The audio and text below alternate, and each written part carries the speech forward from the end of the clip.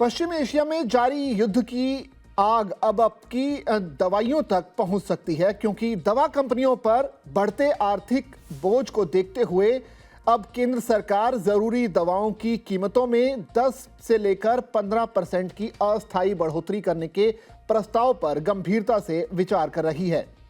अगर ये फैसला लागू होता है तो आम आदमी की जेब पर इसका सीधा सीधा असर देखने को मिल सकता है, क्योंकि 3 से 5% तक जो दवाएं हैं वो महंगी हो सकती है। ये कदम इसलिए उठाया जा रहा है ताकि देश में जीवन रक्षक दवाओं की किल्लत ना हो। युद्ध की वजह से ग्लोबल सप्लाई चेन बुरी तरह से प्रभावित हुई है। दवाओं को बनाने में इस्तेमाल होने वाले सोलवेंट्स और एक्टिव फार्मास्यूटिकल इंग्रेडिएंट्स की कीमतों में बेतहाशा इजाफा हुआ है।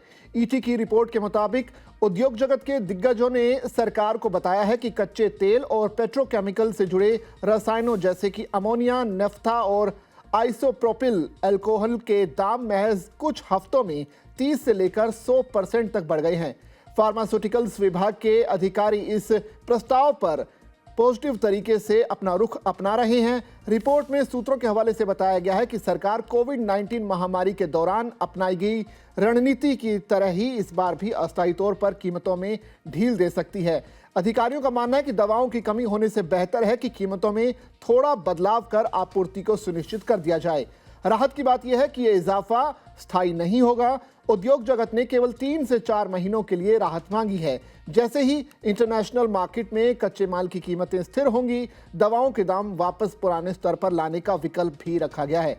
एक्सपर्ट्स का कहना है कि इस बढ़ोतरी के बाद दवाओं के दाम लगभग उसी स्तर पर पहुंच जाएंगे जो सितंबर के अंत में जीएसटी दरों में कटौती से पहले थे। वर्तमान में लागत बढ़ने के कारण कई छोटी दवा कंपनियां और कॉन्ट्रैक्ट मैन्युफैक्चरिंग यूनिट्स बंद होने की कगार पर आ गई हैं। सचिवों का एक अधिकार प्राप्त समूह इस पूरी स्थिति पर विश्लेषण कर रहा है ताकि मरीजों और इंडस्ट्री दोनों के हितों के बीच संतुलन बनाया जा सके।